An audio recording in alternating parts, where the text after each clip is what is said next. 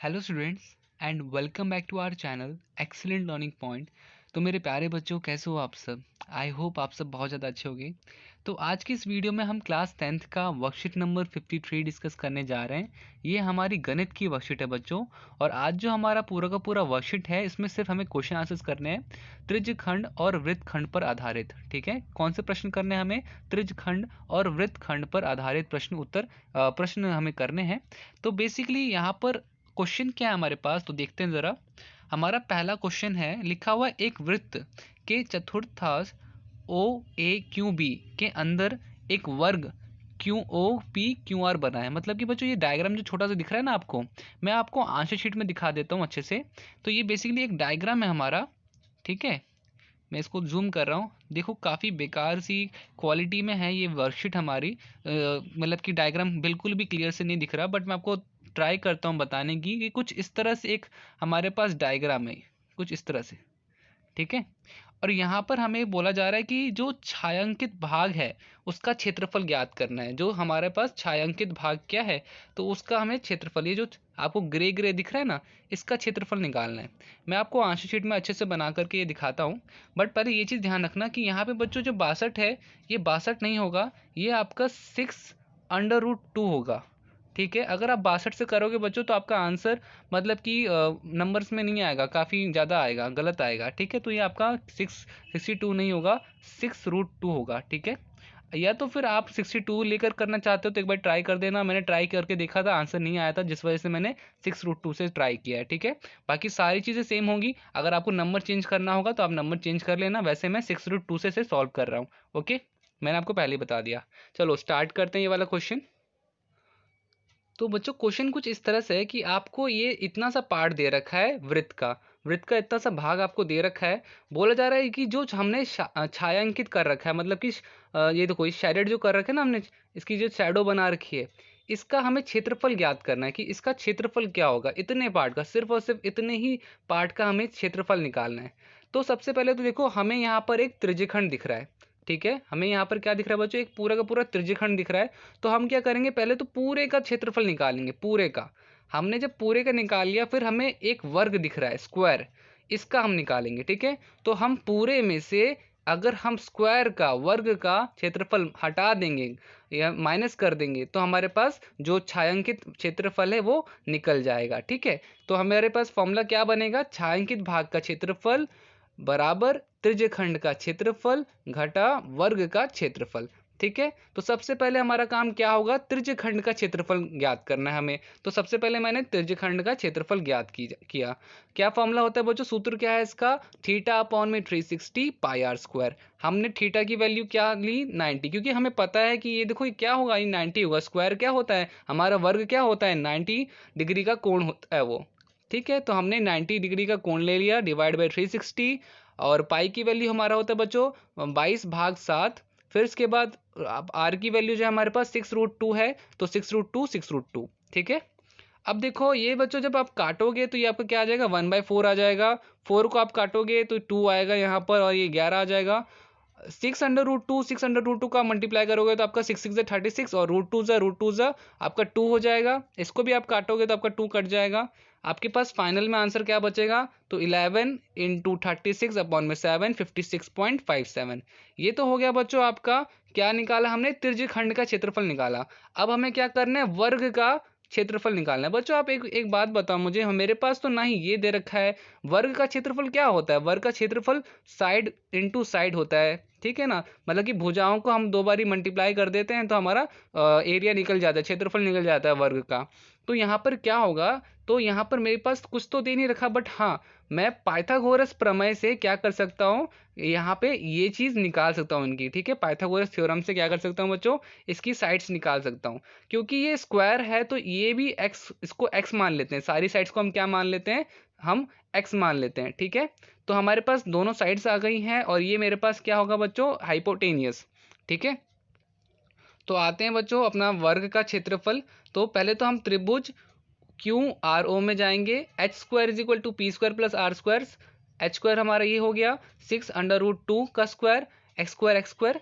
तो ये मेरा क्या हो जाएगा? 2x² हो जाएगा, और ये 36 × 2 हो जाएगा, 6 का स्क्वायर 36। तो यहाँ पे बच्चों जो 2 था आपका नीचे आ जाएगा, ठीक है। 36 इंटू टू हमारा क्या कट जाएगा, एक्स स्क्वायर की वैल्यू क्या आ गई 36, मतलब कि एक्स की वैल्यू क्या आ गई 36।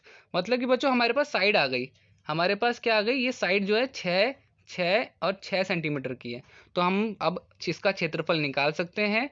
और वर्ग का क्षेत्रफल क्या होगा, तो वर्ग का क्षेत्रफल बराबर एस इंटू एस, ये बच्चों एस है, एस लिखा है मैंने, ठीक है। तो एस की वैल्यू क्या आई हमारी 6 आई, तो 6 इंटू 6 क्या हो जाएगा, 6 गुना 6 36, ठीक है। तो हमारे पास वर्ग का भी क्षेत्रफल आ गया, हमारे पास त्रिज्यखंड का भी क्षेत्रफल आ गया। अब हमें छायांकित जो भाग निकालना है, तो उसमें हमने क्या किया, त्रिज्यखंड का क्षेत्रफल में से वर्ग का क्षेत्रफल माइनस कर दिया, 20.57, 20.57 हमारे यहाँ पर आंसर आ गया, ठीक है। तो ये था हमारा फर्स्ट का आंसर। आते हैं देखते हैं आपका नेक्स्ट क्वेश्चन क्या है। बच्चों नेक्स्ट क्वेश्चन वापस से चित्र में छायांकित भाग का क्षेत्रफल ज्ञात करना है। अब चित्र कैसा है नहीं है वो मैं आपको बता देता हूं। और जो वर्ग है, इसके चित्र के अंदर एक वर्ग भी है जिसकी भुजा क्या है 12 सेंटीमीटर है। तो देखो चित्र थोड़ा सा मैं वापस से बता रहा हूँ कि आपको दिखने में प्रॉब्लम होगी, बिकॉज काफ़ी अगर मैं जूम करता हूँ तो उसकी क्वालिटी ख़राब हो जाती है। मगर कुछ इस तरह से हमारे पास डायग्राम है, मैंने आंसर शीट में इसकी डायग्राम बना रखी है, तो मैं आपको वहाँ पर समझा देता हूँ क्या चीज़ है और क्या चीज़ नहीं है, ताकि बस हाँ क्वेश्चन में क्या है छायांकित भाग का मतलब कि ये जो आपको दिख रहा है ना, इसका हमें क्षेत्रफल निकालना है सेकंड क्वेश्चन में। तो बच्चों सेकंड क्वेश्चन आप देख लो पहले तो अच्छे से, ताकि आप अपनी नोटबुक में इसको उतार पाओ। सेकंड क्वेश्चन कुछ इस तरह से है, तो आप इसे पॉज कर लेना वीडियो को और यहाँ पे क्वेश्चन उतार लेना। मैं सेकंड क्वेश्चन स्टार्ट करवाता हूँ। तो बच्चों आपका जो ये डायग्राम है सेकंड क्वेश्चन का, ये कुछ इस तरह से है कि आपके पास एक वर्ग दे रखा है, वर्ग के अंदर आपके पास चार क्या है चतुर्थांश दे रखे हैं, ये चार ये दे रखे हैं इस तरह से। और बोला क्या जा रहा है कि जो छायांकित भाग है उसका क्षेत्रफल हमें निकालना है। तो बच्चों ये भी काफ़ी सिंपल क्वेश्चन है, आपको क्या करना है, वर्ग का क्षेत्रफल निकाल देना है। क्या करना है बच्चों, पूरे वर्ग का क्षेत्रफल जो होगा वो निकाल देना है। और चतुर्थांश मतलब कि आपको ये त्रिज्यखंड जैसा दिख रहा होगा, तो इसका क्या करना है, इसका भी क्षेत्रफल निकालना है। अब ये कैसा है, अगर आप एक का निकाल दोगे तो चारों का निकालने की जरूरत तो है नहीं, आप एक का निकाल दो और चारों अपने आप कर लेना। तो देखो क्या होगा, वर्ग का क्षेत्रफल तो हम पहले निकाल लेते हैं, कितने सेंटीमीटर का दे रखा है 12 सेंटीमीटर का, तो s इंटू एस क्या होता है 12 इंटू 12 144 हो जाएगा, ठीक है। तो चतुर्थांश का क्षेत्रफल हमारा क्या हो जाएगा, ये 90 डिवाइड बाय 360, क्योंकि 90 डिग्री का एंगल है हमारे पास, 22/7 6/6, ये हमने पूरा लिख लिया। अब यहाँ पर बच्चों क्या आएगा, तो ये हमारा 4 से कट जाता है 36 9 पे, और हमारा आंसर जब आएगा तो 28.28 आएगा, ठीक है। ये आ गया हमारा चतुर्थांश भी आ गया, वर्ग का क्षेत्रफल भी आ गया। तो हमारा छायांकित भाग कैसे होगा, तो वर्ग का क्षेत्रफल में से हम माइनस कर रहे हैं 4, ये ध्यान रखना कि हम 4 मल्टीप्लाई जरूर करना, क्योंकि ये 1 2 3 4 है, हमने एक का निकाल लिया तो बस हम 4 से गुना कर देंगे, चारों का आ जाएगा। तो वही चीज़ बच्चों यहाँ पे मैं कर रहा हूँ, 144 में से मैंने माइनस कर दिया 113.12, आपके पास आंसर आ जाएगा 30.88। ये हो गया हमारे पास सेकंड क्वेश्चन का हल। अब आते हैं थर्ड क्वेश्चन में। बच्चों थर्ड क्वेश्चन थोड़ा सा ट्रिकी है। चित्र में केंद्र 0 वाले वृत्त का त्रिज्यखंड OAP जिसका केंद्र कोण थीटा दर्शाया है, AB त्रिज्या OA पर लंब OP पर बढ़ाने पर B कटती है, सिद्ध कीजिए कि छायांकित भाग क्या हो, छायांकित भाग का परिमाप क्या हो बच्चों। तो ये देखो बच्चों यहाँ पे सेकंड मिस्टेक है, ये 80 जो है 180 जो है आपका, तो यहाँ पर ध्यान रखना कि इसको हमें प्रूफ करना है, ठीक है। जो हमारा परिमाप है वो ये आना चाहिए, ये चीज़ ध्यान रखना, ठीक है। 180 माइनस, तो देखो यहाँ पर क्या है हमारे पास डायग्राम कुछ इस तरह से है। तो चलो बच्चों ये चीज़ ध्यान रखना कि किस चीज़ का आपको छायांकित भाग कौन सा दिख रहा है, ये वाला पार्ट। मैं चलो बच्चों आपको आंसर शीट में दिखा देता हूँ अच्छे से।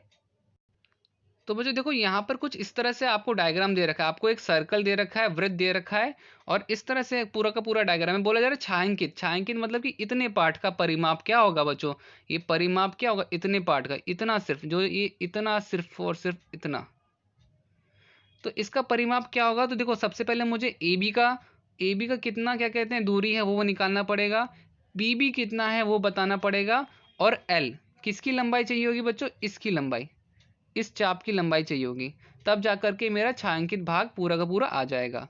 तो ए बी क्या कहते हैं बच्चों कैसे आएगा, तो देखो सबसे पहले तो हम ना क्या कर रहे हैं, हम इसको ट्राइंगल ले रहे हैं, पूरा का पूरा ये ट्राइंगल ले रहे हैं, इन ट्राइंगल AOB ABO।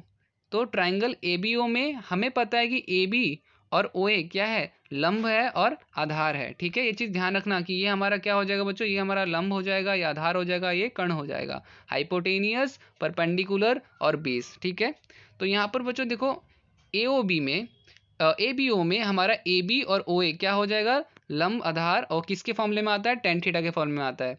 ठीक है, OA हमें दे रखा है R है, तो हमारे पास AB की वैल्यू क्या आ जाएगी, R tan थीटा।